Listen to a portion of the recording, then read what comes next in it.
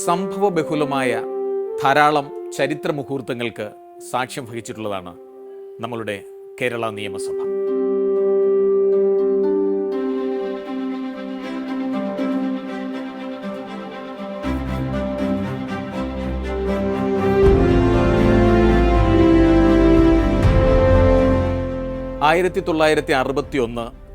April 18 Seethi Sahib മരണമടഞ്ഞു.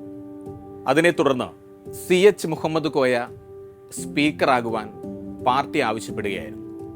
അന്നത്തെ KPCC പ്രസിഡന്റായിരുന്ന CK ഗോവിന്ദൻ നായർ CH മുഹമ്മദ് കോയയോട് താൽക്കാലികമായി ലീഗ് അംഗത്വം രാജിവെക്കാനും സ്പീക്കറായി മത്സരിക്കാൻ ആവശ്യപ്പെടുകയായിരുന്നു. ഇതനുസരിച്ച് CHനോട് പാർട്ടി മെമ്പർഷിപ്പ് രാജിവെക്കുവാനും സ്പീക്കർ പദവി ഏറ്റെടുക്കുവാനും പാർട്ടി ആവശ്യപ്പെട്ടു.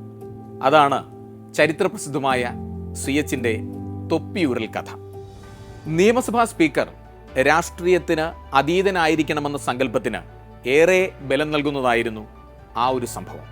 1957 അദ്ദേഹം ആദ്യമായി കേരള നിയമസഭാംഗമാകുന്നത് മുതൽ 1983 മരണമടയുന്നതുവരെ അദ്ദേഹത്തിൻ്റെ ശബ്ദം കേരള നിയമസഭയിൽ മുഴങ്ങിക്കേട്ടു.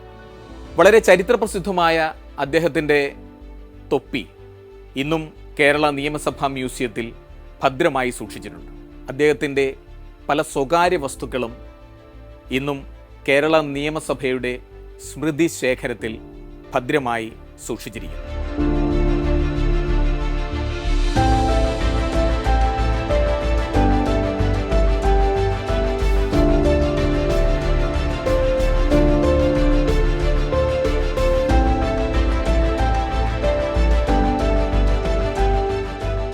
പ്രവൃത്തി ദിവസങ്ങളിൽ രാവിലെ 11 മണി മുതൽ വൈകുന്നേരം 4 മണി വരെയും പൊതുജനങ്ങൾക്ക് ഈ ചരിത്ര മ്യൂസിയം സന്ദർശിക്കാവുന്നതാണ്.